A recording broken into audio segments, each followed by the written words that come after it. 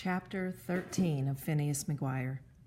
On the bus home after school, I came up with 3 reasons Ben didn't seem very excited about everyone liking his speech so much. 1. He was worried that because he was running on the same ticket as Aretha, people in our class would think he wanted to marry her. This is a big problem with even talking to a girl in 4th grade.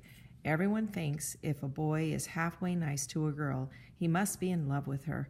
Sometimes you end up being mean to girls you don't even hate just so no one gets the wrong idea. 2. He had suddenly realized that a successful career as a politician would make a serious dent in the amount of time he spent watching cartoons on TV in his pajamas. 3. For some reason, he didn't really want his dad to come visit. The 3rd reason seemed pretty unlikely to me. So did the first reason, since Ben never acts like he cares all that much about what people think of him. And the 2nd reason was dumb, even for Ben. So, scientifically speaking, I had no idea what was wrong with him. When I got home, I checked my mold first thing, even before checking in with Sarah Fortemeyer, teenage girl space alien. It was just too exciting knowing there was a room full of slime mold in the house to worry about following the rules. Every great scientist has to go his own way, even if that means missing out on valuable fingernail polish viewing time. We all have to make sacrifices in the name of science. I have always loved my room. So far in my life, I've lived in 3 houses, and in each house, my room has been the best place for me to be. My latest room is the best room ever, especially since my mom has thrown up her hands and said I could decorate it any way I want to. In my last room, my mom did this whole sailboat and teddy bear theme, and even though I was only 6 at the time, I knew it was dumb to have little teddy bears in sailor suits all over my wallpaper. I knew it was even dumber to have matching pajamas, but fortunately, I had a growth spurt and my mom couldn't find the same pajamas in a bigger size. Now my walls are covered with posters.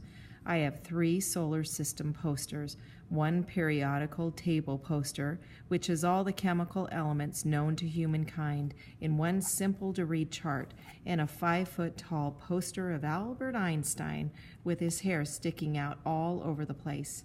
Everywhere I look, I find something awesome to look at, not to mention that there are snacks, books, crumbs, and little messes everywhere. And now there is mold. I have never been so happy in my life. I checked on my molds and took notes. The mold terrarium was looking pretty steamy, and inside the Cheerios had already started to wilt. No mold yet, but I figured it would only take a day or 2 more before it was a wonderful world of mold spores in there. And while it would take another couple of weeks before my slime molds began growing, the yellow slime mold Ben and I had captured in the wild looked very happy in its new environment, which was a plastic bag on top of my bookshelf.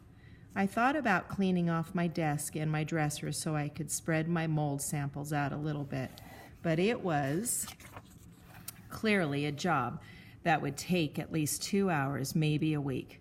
I decided to call Ben instead and give him a mold update. When he answered the phone, he still sounded unhappy. "I don't get it," I said. "All you've been talking about for a whole week is winning this election, and now that it looks like you actually might do it, you're acting like your pet hamster died or something." "I had a pet hamster once," Ben said. "It didn't die, though. It escaped." "Did you get another one?" "No, I just waited for the first one to come back. In fact, I'm still waiting." "Where did you live when your hamster escaped?" I asked. "Seattle," Ben said, "but they say animals sometimes track down their owners, even when their owners have moved hundreds, even thousands of miles away." "Yeah, dogs maybe, 1 cat out of 1,000,000, but a hamster? I don't think so." "So, did you call your dad and tell him what a great job you and Aretha did today?" I asked, keeping my hamster thoughts to myself. "Nope," Ben said. "There's nothing to tell him about. I've decided to drop out of the race." I couldn't believe it. "Are you crazy? You could win it, Ben. People thought your speech was really cool." "No, they thought Aretha was really cool," Ben said. "I think she's really cool too, and she's smart and organized, just like your speech said. She ought to be president, not me. She'd be the best one out of everybody. But what about your dad coming to visit you if you win? What about pay-per-view movies and pizza? There's pizza in Seattle, Ben said. I'll just go visit him there, same as always.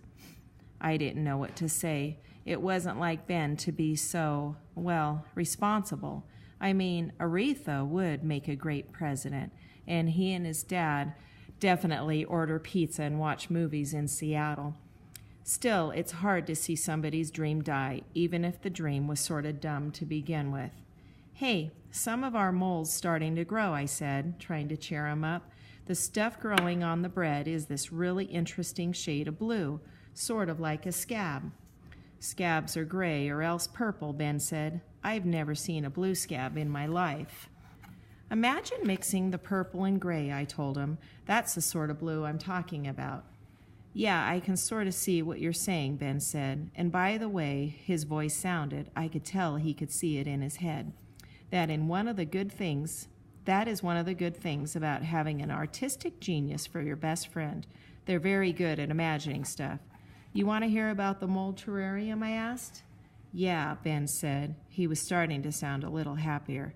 Is the tomato totally grossozoid or what? If you ever have to cheer somebody up, try talking to them about mold. Scientifically speaking, it works 100% of the time.